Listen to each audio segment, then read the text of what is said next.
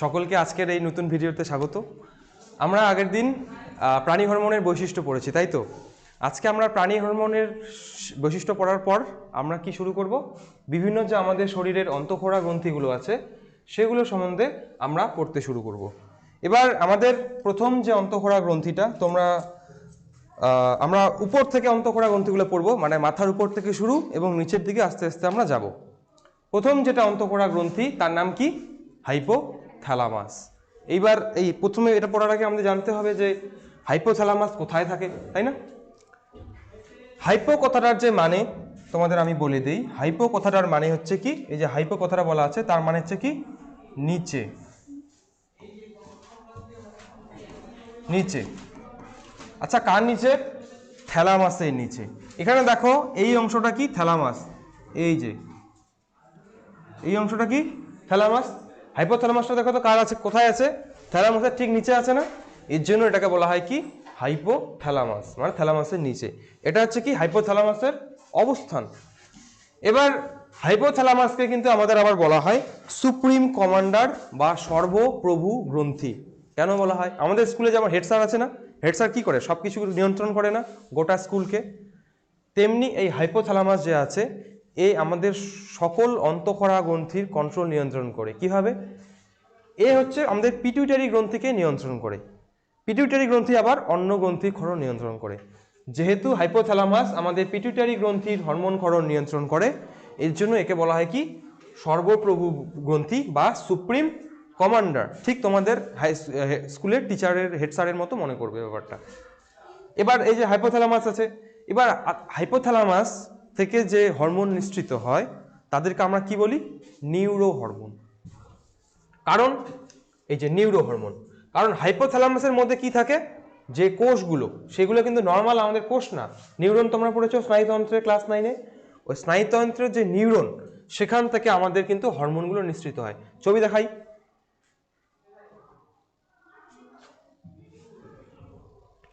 এই দেখো, এটা হচ্ছে হাইপোথ্যালামাস। এখান থেকে এই পর্যন্ত হচ্ছে তোমাদের হাইপোথ্যালামাসের অংশটা, আর তার নিচে এটা কি? Pituitary gland. একটা অগ্র পিটুইটারি এবং পশ্চাৎ পিটুইটারি এখানে আছে, ঠিক আছে? এবার এই যে দেখো এগুলো হচ্ছে নিউরনগুলো। আমি বললাম না হাইপোথ্যালামাস থেকে, নিউরনের থেকে আমাদের হরমোন তৈরি হয়। এই নিউরনগুলোর মধ্যে হরমোন তৈরি হচ্ছে এবং সেখান থেকে কোথায় আসছে? পিটুইটারি গ্রন্থিতে আসছে, সেটা অগ্র পিটুইটারি হোক বা পশ্চাৎ পিটুইটারি হোক। যখন কোনো নিউরন, এই না যে আমাদের শরীরে সকল নিউরনই হরমোন ক্ষরণ করে না, যে সকল নিউরন আমাদের হরমোন ক্ষরণ করবে তাদেরকে আমরা কি বলবো? নিউরো সেক্রেটারি কোষ বা নিউরো সেক্রেটারি কোষ। এবং তাদের থেকে যে হরমোনগুলো বের হবে তাদেরকে আমরা কি বলবো? Neuro hormone. মনে থাকবে, যে সকল নিউরন হরমোন ক্ষরণ করবে তাদেরকে আমরা কি বলবো? নিউরো সেক্রেটারি কোষ।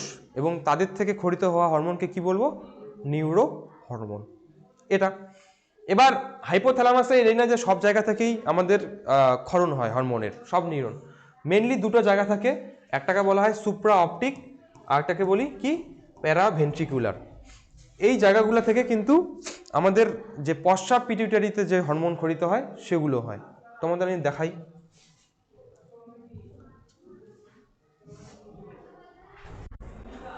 এই দেখো, এই যে হাইপোথ্যালামাস থেকে আসছে, দেখো আমাদের এটা হচ্ছে কি অগ্র পিটুইটারি, এটা হচ্ছে অগ্র পিটুইটারি, আর এটা কি পশ্চাৎ পিটুইটারি। এখানে দেখো এই যে পশ্চাৎ পিটুইটারিতে কিন্তু মনে রাখবে একটা জিনিস, যে পশ্চাৎ পিটুইটারি কিন্তু নিজে হরমোন তৈরি করতে পারে না, কেবলমাত্র অগ্র পিটুইটারি পারে। তাহলে পশ্চাৎ পিটুইটারি কি করবে? হরমোন সঞ্চয় করবে। কোথার থেকে হরমোন আসবে? তার হাইপোথ্যালামাস থেকে। দেখো এই যে হাইপোথ্যালামাসের নিউরনগুলো আছে না, এই নিউরনগুলো থেকে হরমোন দেখো এখানে এসে জমা হচ্ছে না? তারপর সেখান থেকে অন্য জায়গায় যাচ্ছে। দেখো তো এখানে হরমোনগুলোর নাম কি? এডিএইচ এবং অক্সিটোসিন। আমরা এগুলো সম্বন্ধে পড়বো। এডিএইচ অ্যান্টি ডাইউরেটিক হরমোন বা ভেসোপ্রেসিন, অক্সিটোসিন অক্সিটোসিনই, এটা সম্বন্ধে আমরা পরবর্তীতে পড়বো। তাহলে এবার আমরা আসবো হাইপোথ্যালামাসের মধ্যে থাকা বিভিন্ন হরমোনগুলি সম্বন্ধে। মনে রাখবে হাইপোথ্যালামাস থেকে মোটামুটি দুই ধরনের হরমোন নিঃসৃত হয়। একটাকে বলে রিলিজিং হরমোন, রিলিজিং কথাটা আসবে তার মধ্যে, আরেকটাকে কি বলবো আমরা? ইনহিবিটিং হরমোন, রিলিজিং হরমোন এবং ইনহিবিটিং হরমোন। রিলিজিং হরমোন কাদের বলবো? যখন একটা হরমোন আরেকটা হরমোনের নিঃসরণে সাহায্য করবে তখন তাকে আমরা কি বলবো? Releasing hormone. আর যখন একটা হরমোন আরেকটা হরমোনের ক্ষরণে বাধা দেবে তখন তাকে আমরা কি বলবো? Inhibiting hormone. দেখো এখানে রিলিজিং হরমোনের উদাহরণ দেওয়া আছে, কি? ARH, adrenocorticotropin releasing hormone. ARH কি করবে? ARH আবার পিটুইটারি গ্রন্থি থেকে, যে অগ্র পিটুইটারি আছে সেখান থেকে একটা হরমোন ক্ষরণ করতে সাহায্য করবে, যার নাম হচ্ছে ACTH। দেখো একটা হরমোন আরেকটা হরমোনে সাহায্য করলো না, এটাকেই বলা হয় রিলিজিং হরমোন। আর কিছু কি হরমোন থাকে? ইনহিবিটিং, যেমন প্রোল্যাকটিন ইনহিবিটিং হরমোন। কি জিনিস এটা? এই হরমোন অগ্র পিটুইটারির প্রোল্যাকটিন নিঃসরণে বাধা দেয়। প্রোল্যাকটিন একটা হরমোন যেটা কি করে? অগ্র পিটুইটারিতে ক্ষরিত হয়। এই অগ্র পিটুইটারি থেকে ক্ষরিত হয় কি? প্রোল্যাকটিন। এই হরমোনটা কি করে? দুগ্ধক্ষরণে সাহায্য করে, মায়েরদের দুধ ক্ষরণে সাহায্য করে কে? আমাদের এই প্রোল্যাকটিন। কিন্তু এই প্রোল্যাকটিনের জন্য, কিন্তু যদি আমাদের নর্মাল ক্ষেত্রে কি মার দুধ থেকে দুধ বের হয় না, যখন বাচ্চা হয় তখন। বাকি সময় কি বন্ধ রাখতে হবে না? বন্ধ রাখার জন্য যে হরমোনটা দরকার তার নামই হচ্ছে প্রোল্যাকটিন ইনহিবিটিং হরমোন। এই হরমোনটা প্রোল্যাকটিনকে বের হতে দেয় না, এর জন্য এটাকে বলা হচ্ছে কি? Inhibiting hormone. তোমাদের বইয়ে দেখবে, যে কোনো বইয়ে দেখো টেক্সট বুকে এই রিলিজিং হরমোন এবং ইনহিবিটরি হরমোনের অনেক লিস্ট দেওয়া আছে এবং তাদের কাজগুলো দেওয়া আছে। প্রত্যেকটা হরমোনের পুরো নামগুলো জানার চেষ্টা করবে, একবারে মনে থাকবে না, জানার চেষ্টা করবে, আস্তে আস্তে সেগুলো তোমাদের মনে থাকবে। ঠিক আছে? এটা সম্বন্ধে আর ডিটেলসে যাওয়া যাবে না। নেক্সট আমরা আসি পিটুইটারি গ্রন্থিতে। হাইপোথ্যালামাস আমরা কি বললাম? কার সঙ্গে তুলনা করলাম? হেড স্যারের সঙ্গে তুলনা করলাম না? হেড স্যারের পর তোমাদের কে কন্ট্রোল করে? আমাদের বিভিন্ন বিষয়ে যে শিক্ষক স্কুলে তারা। তো পিটুইটারি গ্ল্যান্ড হচ্ছে তেমনই একজন। কেমন? একে বলা হয় কি? Master gland. কেন মাস্টার গ্ল্যান্ড বলা হয়? কারণ এ যা বাকি আমাদের অন্তঃক্ষরা গ্রন্থিগুলো আছে তাদের ক্ষরণ নিয়ন্ত্রণ করে। বাকি কি কি অন্তঃক্ষরা গ্রন্থি ছিল আমরা পড়েছিলাম?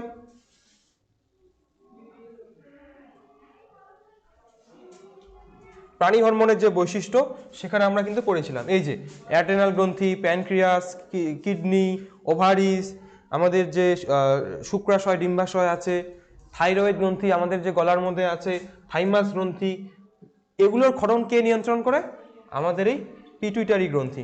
তার জন্য পিটুইটারি গ্রন্থিকে কি বলা হয়? Master gland. Hypothalamus supreme commander, ওকে অর্ডার করবে কে? ও পিটুইটারি গ্রন্থিকে অর্ডার করবে। পিটুইটারি গ্রন্থি আবার অন্যান্য গ্রন্থিগুলোর কি করবে? ক্ষরণ নিয়ন্ত্রণ করবে।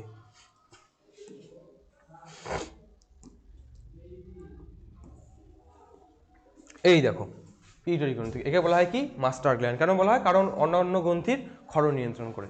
এবার দেখো পিটুইটারি গ্রন্থি কোথায় থাকে? আমাদের যে ব্রেন আছে, এই যে হাইপোথ্যালামাস, তার নিচে এই জায়গাটায় কিন্তু, এই যে এটা কিন্তু হাইপোথ্যালামাসের অংশ, এটা হাইপোথ্যালামাসের অংশ, তার নিচে আমাদের কি থাকে? পিটুইটারি গ্রন্থি উপস্থিত থাকে।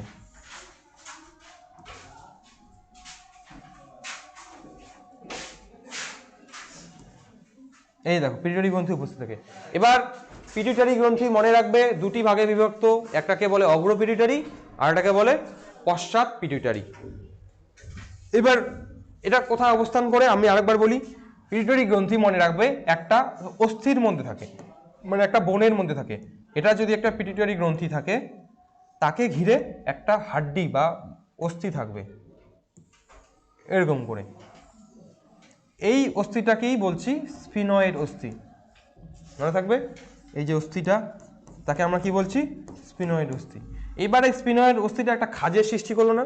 এটা যদি স্ফিনয়েড ধরো দুইটাকে, এখানে তো একটা গর্তের সৃষ্টি হয়েছে না? এই গর্তটাকেই বলছে কি? সেলা টার্সিকা। এই যে খাসটা, এই যে খাসটা, বুঝা গেল?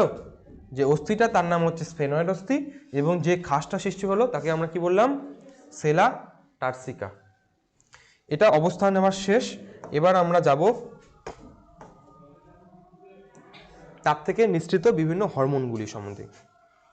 আমাদের পিটুইটারি গ্রন্থি থেকে অনেকগুলো হরমোনই নিঃসৃত হয়, তার মধ্যে প্রথম যে হরমোনটা নিয়ে আমরা আলোচনা করব তার নাম কি এসিটিএইচ বা অ্যাড্রেনো কর্টিকোট্রপিক হরমোন। প্রথমেই যে লেখাটা তোমরা দেখতে পাচ্ছ অ্যাড্রেনো, কথাটা মানে কি, এটা কোথায় কাজ করবে, অ্যাড্রেনাল গ্রন্থি। অ্যাড্রেনাল গ্রন্থি কোথায় থাকে, কিডনির ওপরে। এবং কর্টিকো কথাটা লেখা আছে না। এবার আমরা কি বলেছি, একটা গ্রন্থিকে যদি আমরা কাটি দুটো অংশ দেখতে পাই না, বাইরের দিকে কি বলে কর্টেক্স এবং ভিতরের দিকটা কি বলে মেডালা, মেডালা বলে, আর বাইরের দিকটা আমরা কি বলবো কর্টেক্স। এই এসিটিএইচ হচ্ছে এই যে কর্টেক্স অঞ্চলটা আছে এই জায়গাটার কোষের বৃদ্ধি নিয়ন্ত্রণ করে। বৃদ্ধি কোষগুলোর এই জায়গাটা যে দেখো ভিতরে যে নীল অংশটা দেখতে পাচ্ছ সেটা হচ্ছে মেডালা, আর বাইরের অংশটা দেখছে পিঙ্ক পিঙ্ক কালার, সেটা হচ্ছে কর্টেক্স। এখানকার থেকে কি ধরনের হরমোন নিঃসৃত হবে এবং এখান থেকে কোষগুলোর কীভাবে বিভাজন হবে সেগুলোকে নিয়ন্ত্রণ করবে আমাদের এই এসিটিএইচ হরমোন। মনে থাকবে। এই কর্টেক্সকে আবার বিভিন্ন ভাগে ভাগ করা যায়, বড় ক্লাসে তোমরা পড়বে। সবচেয়ে বাইরের ভাগটাকে বলা হয় জোনা গ্লোমেরুলোসা। কি বলে, জোনা গ্লোমেরুলোসা।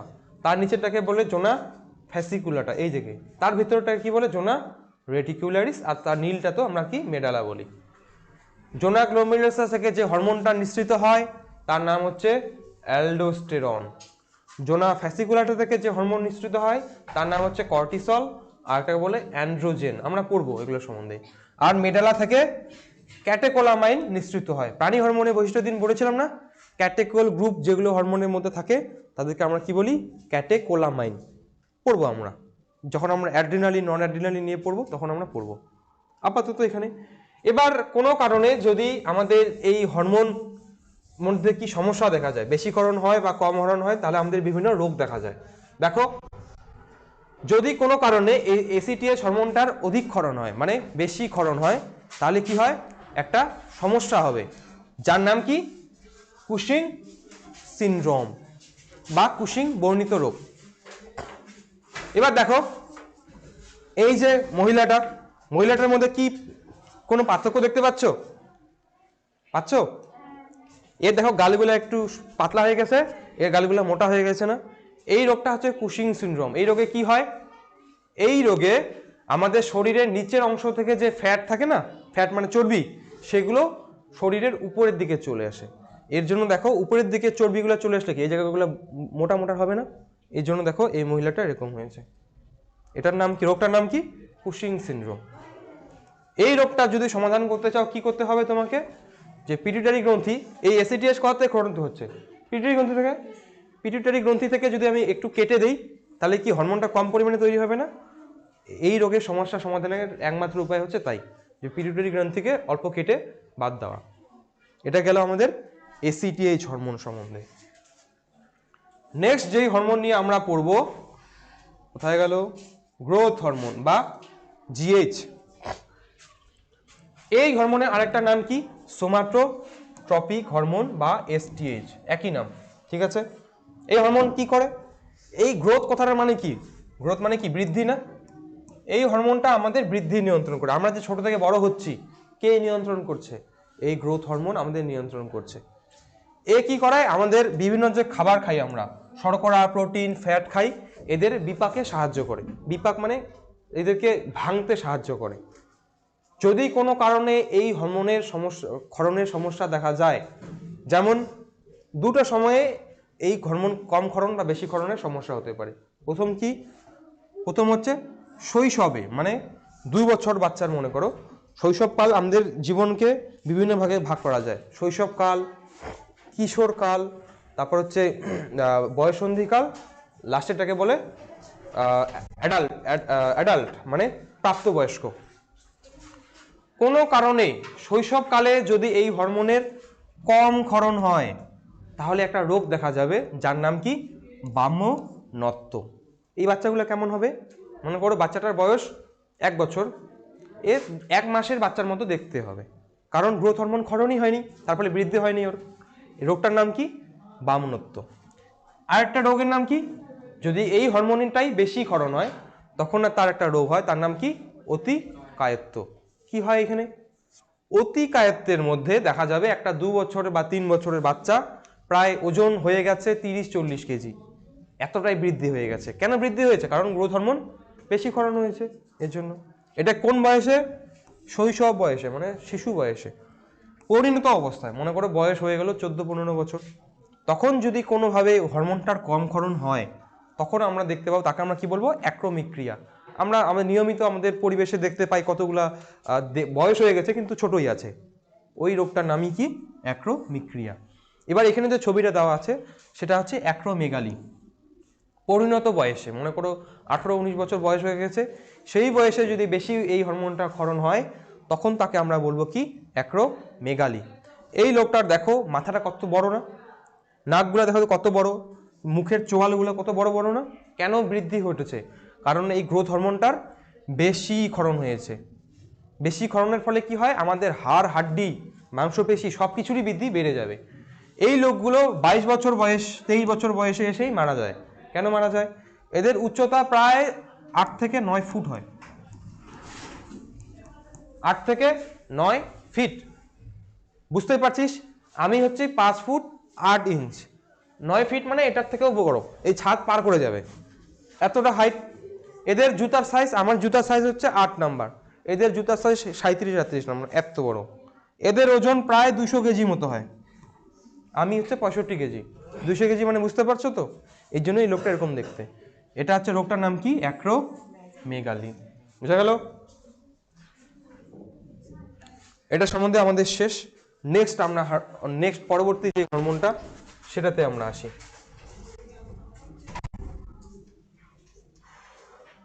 পরবর্তী যে আমাদের হরমোনটা আছে তার নাম হচ্ছে কি? টিএসএইচ। আমরা প্রথম থেকে এই হরমোনটা অনেকবার পড়েছি না, টিএসএইচ কথাটা? Thyroid stimulating hormone. স্টিমুলেট করে কাকে? স্টিমুলেট করে থাইরয়েড গ্রন্থির বৃদ্ধি নিয়ন্ত্রণ করে। থাইরয়েড গ্রন্থি কোথায় থাকে?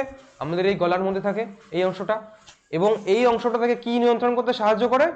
T3 এবং T4 যে হরমোন আছে তার নিঃসরণে সাহায্য করে। এই দেখো পিটুইটারি গ্রন্থি, কোন পিটুইটারি গ্রন্থি? অগ্র পিটুইটারি থেকে খরিত হচ্ছে, এবং সেখান থেকে খরিত হয়ে কোথায় কাজ করছে? আমাদের এই থাইরয়েড গ্রন্থির। এবং সেখান থেকে কি হরমোন সাহায্য করছে? থাইরক্সিন হরমোন, মানে T4 হরমোন ক্ষরণে সাহায্য করছে। এই T4 হরমোন পরবর্তীতে আবার T3 তে পরিণত হয়। এটা হচ্ছে কি হবে? Thyroid stimulating hormone. এটা সম্বন্ধে আমরা পরে পড়বো, এখন না। নেক্সট আমাদের যে হরমোন আমরা পড়বো সেটা হচ্ছে গোনাডোট্রপিন হরমোন। তো আজকের ভিডিওতে আমরা এই পর্যন্ত থাকলো। পরের যে পার্ট সেটাতে আমরা এই গোনাডোট্রপিন হরমোন সম্বন্ধে ডিটেলসে পড়বো। তোমরা এই পার্টটা না দেখে এই পার্টে আসবে না, নাহলে তোমাদের বুঝতে অসুবিধা হবে। তো আজকের মতো থ্যাংক ইউ। পরবর্তী ভিডিওতে আবার দেখা হবে।